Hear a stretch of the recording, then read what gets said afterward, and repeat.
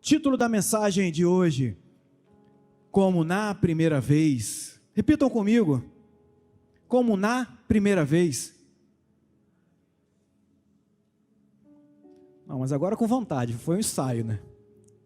Como na primeira vez. Agora melhorou. Livro de João, o evangelista João, capítulo 1.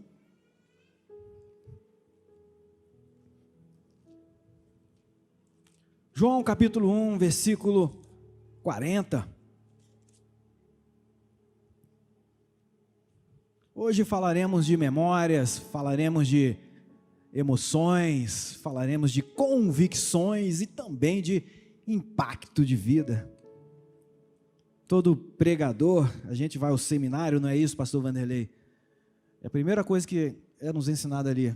Toda mensagem deve ser cristocêntrica ou crística. A mensagem deve circundar em torno de Jesus Cristo, falar de doutrinas da Bíblia.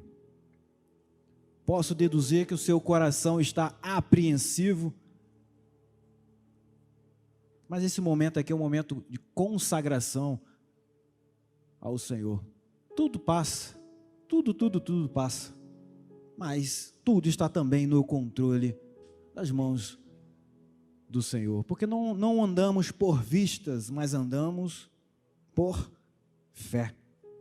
João capítulo 1, versículo 40, diz assim: André, irmão de Simão Pedro, era um dos dois que ouviram João falar e seguiram Jesus. O primeiro que ele encontrou foi Simão, ou Pedro, seu irmão, e disse-lhes: achamos o mestre, achamos o Messias, que significa Cristo. E o levou a Jesus. Este fixou nele o olhar e disse: tu és Simão, ou Pedro, filho de João, será chamado Cefas, que significa Pedro. Agora vamos lá em João, passa algumas páginas aí, João 21, mesmo livro de João, capítulo 21, versículo 7.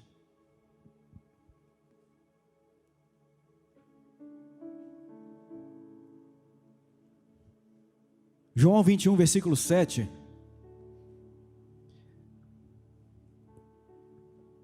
Diz assim: então aquele discípulo a quem Jesus amava disse a Pedro: é o Senhor. Uma exclamação, gente. Ouvindo Simão Pedro que era o Senhor, amarrou sua túnica à cintura, porque estava despida, e lançou-se ao mar. Amém? Feche seus olhos, vamos orar. Pai querido, eis-nos aqui, Pai, na tua casa, nesse templo, consagrando esse tempo, esse momento a Ti. Pedimos a Ti que o Senhor fale com graça, que o Senhor fale com a igreja, que o Teu Espírito Santo esteja completando a Tua obra, falando intimamente, Pai. E onde nós não alcançarmos, nós como homens não alcançarmos, que o Teu Espírito Santo fale grandemente, intimamente, em nome de Jesus, amém. O cérebro humano é algo espetacular, pastor Glautinho. Ele é capaz de registrar tudo na vida, absolutamente tudo que passamos na vida, desde a barriga, o cérebro humano é capaz de registrar.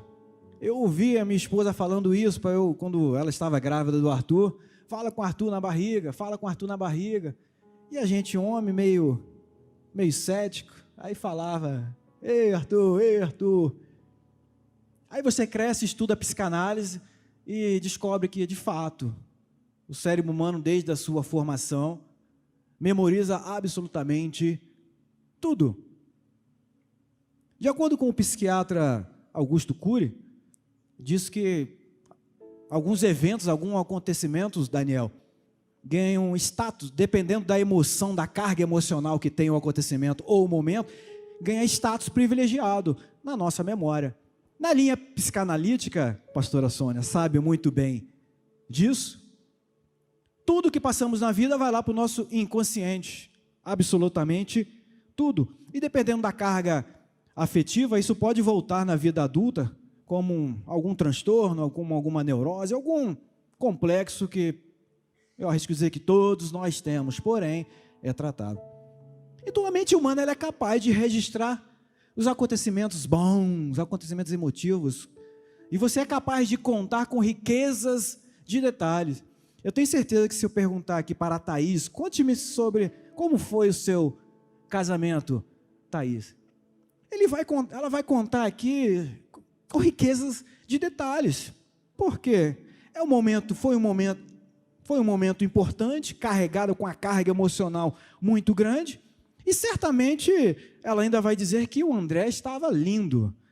Mas a gente tolera também essas coisinhas, esses exageros. Como é que foi a sua festa de 15 anos? Você vai contar isso com riqueza de detalhes, porque é o momento que a transição das meninas deixa de ser menina para a vida adulta. Esses dias eu fui convidado em um casamento, um aniversário de 15 anos, e o aniversário de 15 anos em si foi regado de muitas emoções. E ali a gente descobre que gente que canta aqui também é uma excelente dançarina, dança que é uma beleza. O evento de 15 anos ganhou status privilegiado na minha memória, como o quê? Além da menina de 15 anos, obviamente, aquela menina que canta aqui também dança, que é uma beleza, e tenho testemunhas. Eu pergunto a você, como é que foi o seu batismo? Você vai dizer que foi demais. Foi lá em 1980, foi em 1990, foi no ano 2000, foi em 2005, foi em 2020. Enfim, independente do ano, você vai contar ali com riquezas de detalhes que você chorou, que o pastor te abraçou, que toda a igreja te abraçou, que a igreja celebrou aquele momento singular na sua vida. Porque foi um momento importante, o batismo. Eu me recordo do meu batismo com grande alegria. Nas poucas vezes que eu chorei nessa vida, na vida adulta, um momento foi no dia do meu batismo. E na volta, aliás, eu não chorei, eu tive ali um encontro com o Espírito Santo, que eu comecei a chorar, gente, eu virei uma cachoeira, e eu não conseguia parar de chorar. Nunca, depois daquele dia, nunca aconteceu aquilo, nem antes e nem depois. Eu chorava copiosamente, escandalosamente. Por quê? Espírito Santo na minha vida. Ou então na sua formatura, você vai contar com riquezas de detalhes a sua formatura. Porque não foi fácil você se formar. Você levou 4 anos, 5 anos, 6 anos, 7 anos para se formar. Estudava pra caramba, durante o dia estudava, trabalhava, à noite ia para a faculdade. Faltou dinheiro para pagar as contas, vendeu pizza, fez rifa, fez ação entre amigos para pagar a faculdade, sentiu várias vezes vontade de desistir, mas alguém, um mensageiro do Senhor, foi lá e vai lá, não desiste não, que é assim mesmo.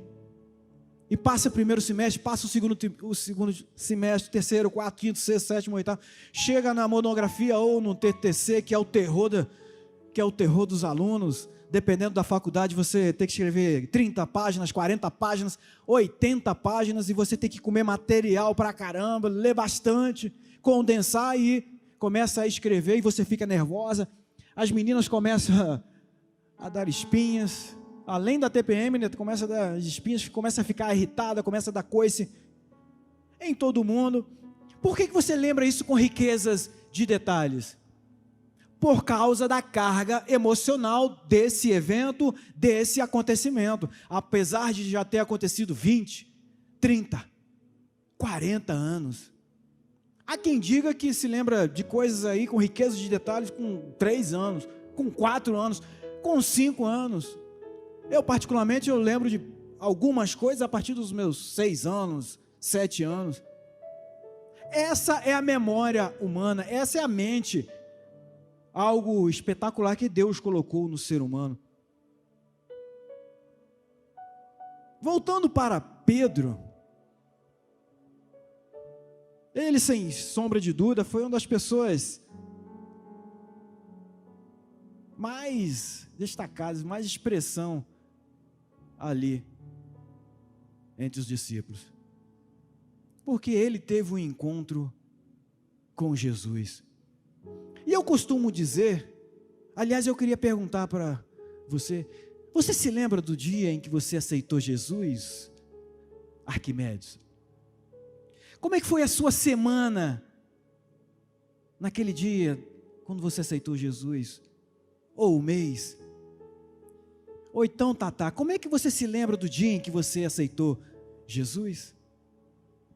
Se lembra, Alexandre? Como é que foi o dia que você aceitou Jesus? Você vai dizer para mim que foi na igreja A, foi na igreja B, foi na igreja C, ou foi num congresso de homens, ou num congresso de mulheres, ou foi no Amós, como aconteceu no último Amós. Você vai contar ali riquezas de detalhes, porque foi algo importante na sua vida, assim como foi na minha. E como eu sempre digo, a pessoa que aceita Jesus e que segue os ensinamentos de Jesus piamente, a vida dessa pessoa nunca mais foi a mesma.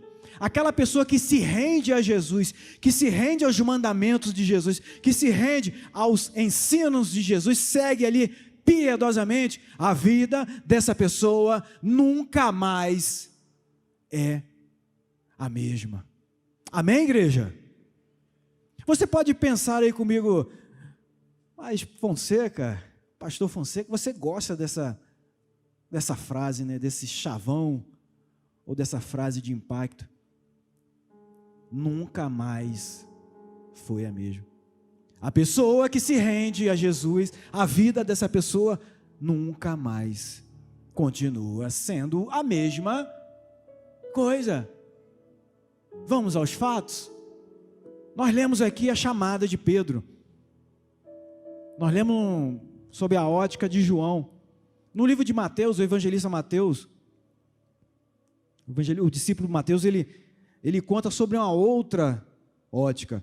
Ele conta que Pedro e seu irmão estavam trabalhando, estavam pescando. Jesus chamou eles: vinde, vem me seguir. E Mateus fala que Pedro lá imediatamente seguiu Jesus. Já João, ele já faz uma exclamação. Ele, João, André, tendo encontrado Jesus, ele corre e vai ao encontro de Pedro e diz assim: encontrei o Messias. Sabe, Daniel, aquele dia lindo, aquele dia que você vendeu como nunca lá na Arte Ouro, que você celebra, hoje arrebentei. Assim foi André, quando encontrou Jesus, quando encontrou o Messias, e foi ao encontro de Pedro. Sabe por quê?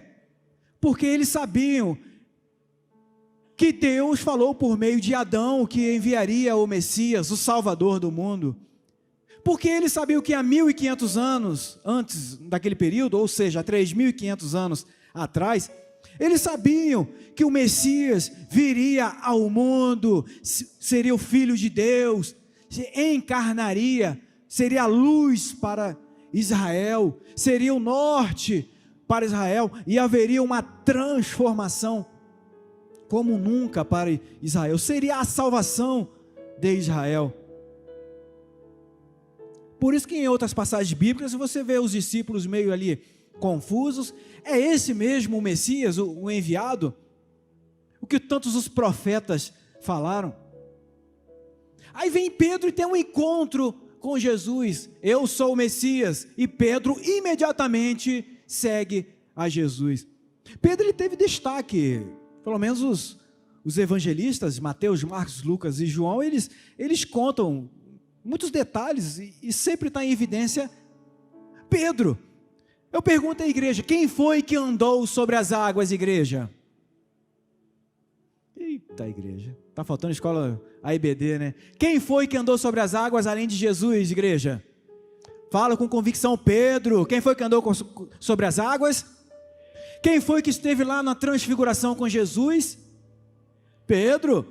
Olhou e viu Elias e viu Moisés, representante da lei, representante dos profetas, e Jesus. Quem é que estava lá na casa do príncipe judaico? e ressuscitou a sua filha, a filha de Jairo. Quem estava lá quando viu uma morta se levantar? Quem é que estava lá, igreja? Pedro, irmãos. Pedro também estava lá quando Jesus ressuscitou a filha de Jairo. Quem é que teve também uma revelação do Espírito Santo? Tu és o Messias, o enviado do Senhor. Pedro. Quem é que também foi usado por Satanás? No mesmo capítulo ali em que ele é usado pelo Espírito Santo, ele também é usado por Satanás, quando Jesus falando que ele seria entregue para os homens, seria crucificado, ia morrer, mas ressuscitar. Aí Pedro, chateado com aquilo, que isso, Jesus? Não deixa acontecer isso com você não. E Jesus dá um chega para lá nele, para trás de mim, Satanás, porque você vê como os homens, não vê como Deus. Pedro é uma pessoa, é uma figura emblemática nos evangelhos. Teve revelação do Espírito Santo, foi seduzido por Satanás, viu Jesus ressuscitar uma menina. Quem é que estava também lá nos últimos momentos de Jesus, lá no Getsêmani? Pedro. Você acredita na Bíblia? Essa palavra, a palavra rica do Senhor, escrita em um período de 1.600 anos por mais de 40 autores, 66 livros. A Bíblia tem um tema central, a Bíblia se converge em Jesus Cristo. A Bíblia é o caminho, a Bíblia aponta, a Bíblia consola, a Bíblia exorta, a Bíblia diz como que a gente deve ir na casa de um rico, a Bíblia diz como é que a gente deve sentar à mesa. Tantos versículos, palavra de consolação, palavra de exortação. Essa é a nossa Bíblia, em que nós tanto cremos. Em seu estágio de discipulado e desenvolvimento cristão, Pedro, ele teve aquele jeito dele, impulsivo. Ele era tão próximo de Jesus ali, passou por muitas emoções, como diz a música aí fora. São tantas emoções, mas faltava alguma coisa em Pedro ainda. Após 3 anos e meio de discipulado, andar ali, colado com Jesus, vendo os milagres de Jesus, vendo toda a palavra de sabedoria de Jesus, andando com Jesus por todo o estado de Israel. Chegou aquele dia em que Pedro foi provado. Afinal de contas, o profeta Zacarias falou que mataria o pastor e dispersaria as ovelhas. Então a mensagem, a profecia precisava ser cumprida. No momento em que pegam Jesus, aquela multidão de soldados ali pegam Jesus, o que os discípulos fizeram, gente? Repita comigo: fugiram. Fugiram, meus queridos. Não ficou um, não ficou ninguém. Passaram por muitas emoções, passaram por muitas vibrações ali ao lado de Jesus, mas faltava-lhe ainda o quê? Convicção. Jesus é pego e é passado por aquela condenação injusta, erradamente, levada ao sinédrio, e ali inventam testemunhas e condenam Jesus e crucificam e mandam crucificar Jesus. Pedro viu isso tudo de longe, afinal ele ainda gostava de Jesus, ele tinha um apreço por Jesus. Pegam Jesus numa quinta noite, julgam ele, condenam, e na sexta-feira de Páscoa já fazem tudo aquilo que você já sabe. Crucificam Jesus. E aquela famosa frase de Jesus: Pai, a ti entrego o meu espírito. Cadê os discípulos, gente? Todos eles, fugiram, se esconderam. Afinal de contas, os romanos são por aí, doidos para acabar com, como eles diziam na época, a seita dos nazarenos. Mas foram lá e sopraram no ouvido do governante: bota guardas lá, porque ele falou que iria ressuscitar ao terceiro dia. bota guardas lá para ninguém roubar o corpo desse homem, o corpo de Jesus, senão vão dizer que ele ressuscitou. Passa-se sexta-noite, passa-se o sábado e dia inteiro, e no domingo pela manhã, quem é que foi lá ver o corpo de Jesus? Os discípulos? As mulheres, né? Como sempre, as mulheres sempre na vanguarda, as mulheres sempre corajosas, foram lá ver Jesus, cuidar do corpo de Jesus, e vem o anjo e fala assim: por que procurais entre os mortos aquele que ressuscitou? Uau! Corre lá, avisa aos discípulos e a Pedro que aquele que morreu ressuscitou. Jesus ressuscitou, apareceu 40 dias para mais de 500 testemunhas. E aconteceu isso que nós lemos aqui em João 21. João 21, 7. Que diz assim: então aquele discípulo a quem Jesus amava disse a Pedro: é o Senhor. Você tem noção da carga emotiva disso, o João? Aquele que mataram, aquele que crucificaram, aquele que morreu, está ali, ó, vivo, Pedro.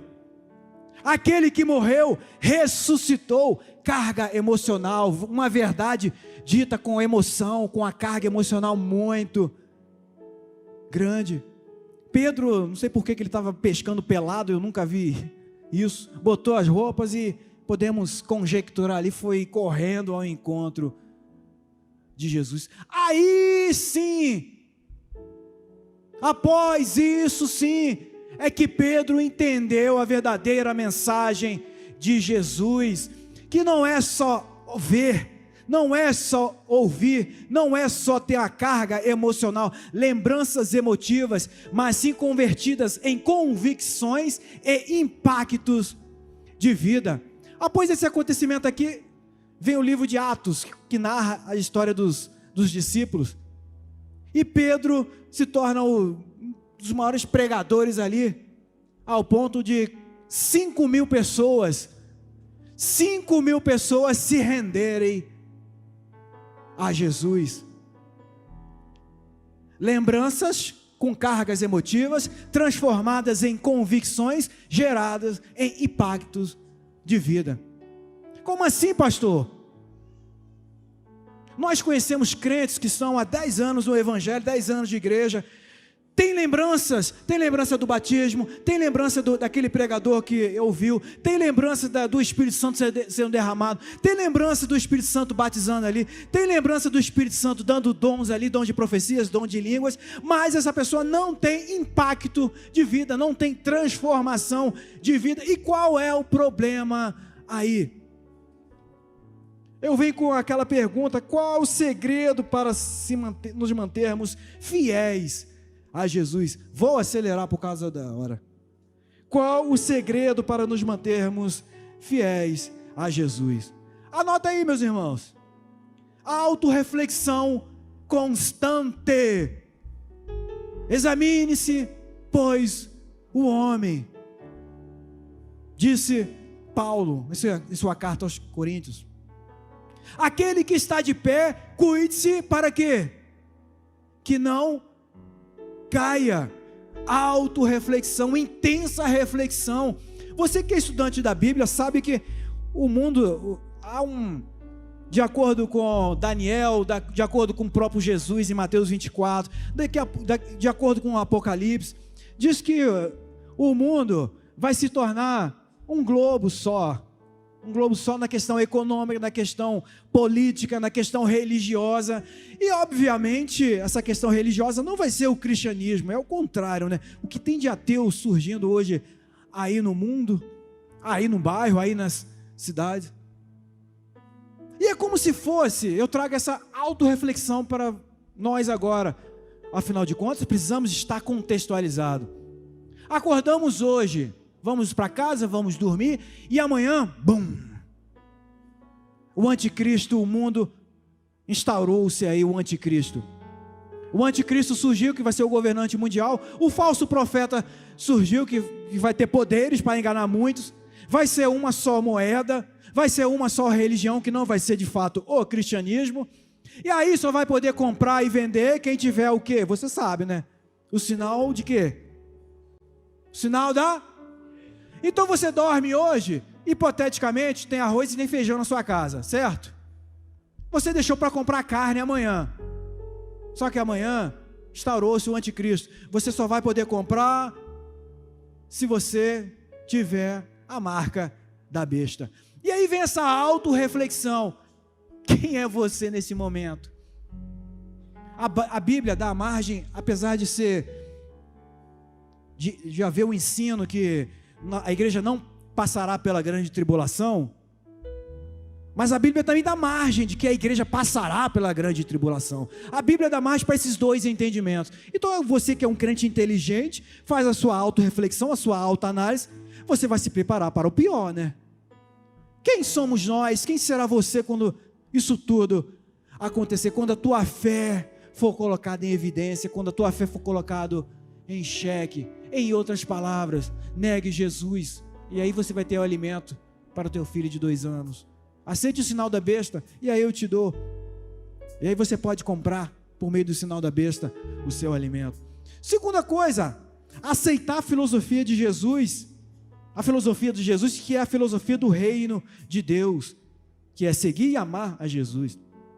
Em João 14, 21, diz assim, João 14, 21, aquele que tem os meus mandamentos e a eles obedece, esse é o que me ama, e aquele que me ama será amado por meu Pai, e eu também o amarei e me manifestarei a ele. Você ama a Jesus? Você ama Jesus ao ponto de dar sua vida pela causa dele? Você segue os mandamentos de Jesus?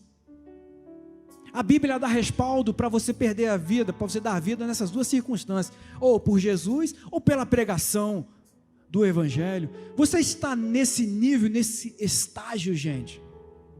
Pedro andava com Jesus, mas ainda não estava nesse nível de dar a vida por Jesus. Ele viu Jesus apanhando lá igual não vou falar nem cachorro, porque hoje tem a Sociedade Protetora dos animais. Pegaram Jesus, despiram Jesus, ficou pelado, deram chibatadas em Jesus, arrancaram a sua carne, perdeu todo o seu sangue, colocaram espinhos nele. Pedro ficou de longe, apesar de ter andado com Jesus, ter visto inúmeros e inúmeros milagres, alta carga emocional, várias lembranças, mas Pedro ainda não tinha convicção. Nós temos convicção em Jesus? Eu só vou lembrar você o título dessa mensagem: como na primeira vez. Lembra daquele dia em que você aceitou Jesus?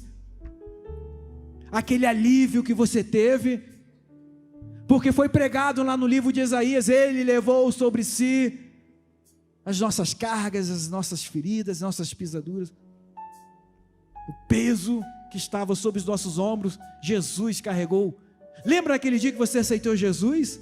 Que você foi para casa leve,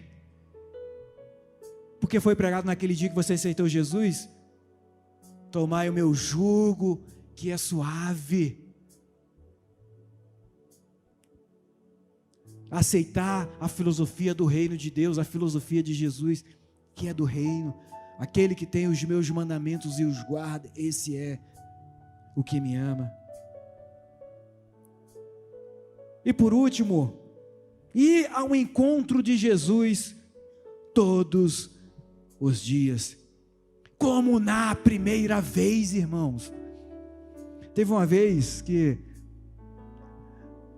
um culto normal, pregação, e aí perguntaram para mim no final: Fonseca, você aceitou Jesus hoje? A pessoa perguntou brincando, e eu respondi brincando também. Quer dizer, brincando com fundo de verdade.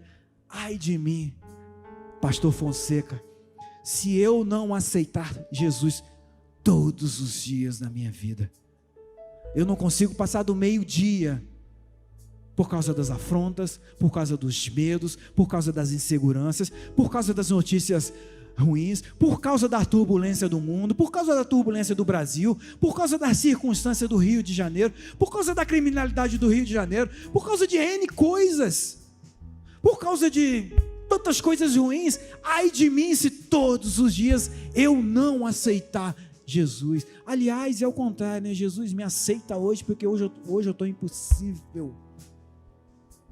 Como na primeira vez, irmãos. Coloque-se de pé. Como na primeira vez. Como na primeira vez. Lembra daquele dia que você aceitou Jesus, irmão? Meu querido, minha querida, lembra? Alta carga emocional, alta carga emotiva, mas não foi transformada em convicção, em impacto de vida. Eu falei dos fatos, eu falei de Pedro, eu poderia falar da minha vida. Posso falar de N pessoas aqui. Posso falar do pastor Glautinho? Posso falar, pastor Glautinho? Pode, lógico que pode, ele vai falar que não. Pode falar, fica tranquilo, porque eu não vou falar que você noivou 30 vezes antes de noivar com a Jéssica, não.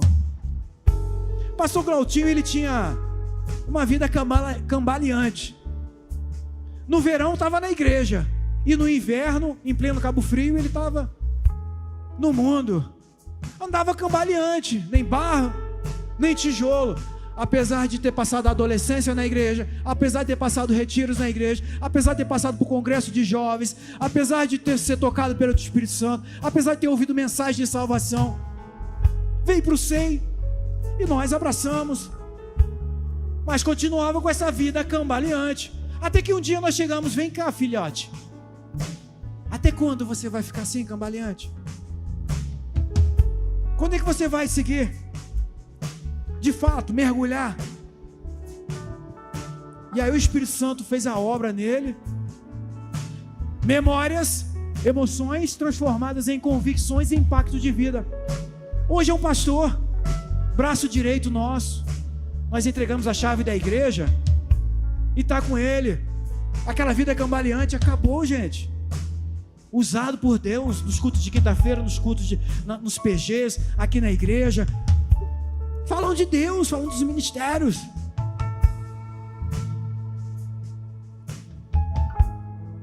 Medita nisso. Eu vou fazer 2 perguntas ao final.